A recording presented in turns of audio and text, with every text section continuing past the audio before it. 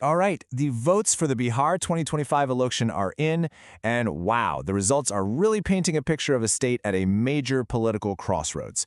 So in the next 5 minutes, we're going to unpack what these numbers actually tell us. We're talking about the winners, the key trends, and what this super tight race means for Bihar's future. Let's dive right in. So this all boils down to the one big question on literally everyone's mind, right? After all that campaigning, all the voting, who is actually going to form the government in Bihar? Well, the numbers are telling a fascinating and, believe me, an incredibly tight story.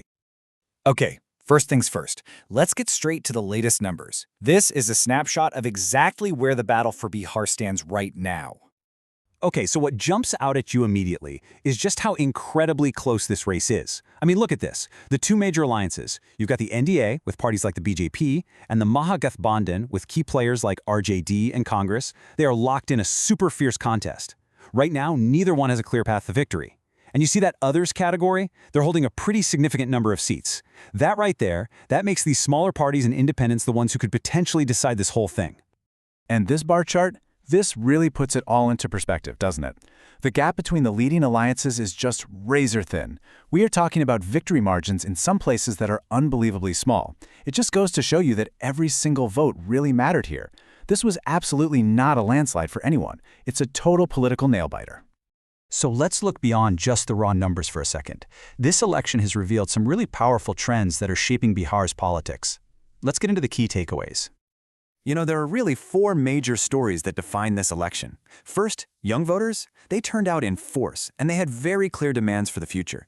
Second, we saw a huge increase in women's participation, and that definitely influenced some key results. Then, there was this massive divide between how the cities and the villages voted. And finally, a whole new wave of candidates successfully challenged some long-standing political figures, really shaking up the old guard. So let's zoom in on that urban versus rural divide for a moment, because it's really like a tale of two Bihars. In the cities, where you have all the economic activity, the whole conversation was about things like infrastructure and industrial growth. But you go out to the villages, where agriculture is the absolute backbone of life, and the focus was completely on farm support and local development. It's this fundamental split in priorities that really helps explain why some parties did great in one area and kind of stumbled in another. All right, so how did all of this actually translate into performance for the big political players? Let's break down the report cards. Okay, take a look at this donut chart. It breaks down the overall vote share. And what's super clear right away is that while the two big alliances definitely took the largest slices of the pie, the vote was seriously fractured.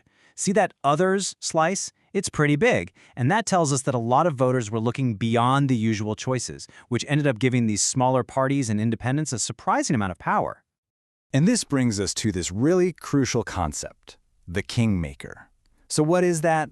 Well, with no single alliance winning a clear majority, these smaller parties suddenly find themselves in an incredibly powerful spot. Their support could be the one thing that decides who gets to form the next government. They are, effectively, the kingmakers of this election. All right, now let's dig a little deeper into that vote share because it reveals something, well, a fascinating contradiction right at the heart of this whole election. So, here's the big question. Did the people of Bihar vote for or against the current government? And the answer is kind of both. It's wild. In some regions, we saw these strong anti-incumbency waves, where voters were clearly saying, we want change. But then in other areas, you had a pro-incumbency vibe, with people choosing to stick with what they know. This totally mixed verdict just shows a deeply divided electorate without any single unified demand. This really complex result brings us to another critical term you might be hearing a lot, a hung assembly. All that means is a situation where no single party or alliance has enough seats to form a government on its own.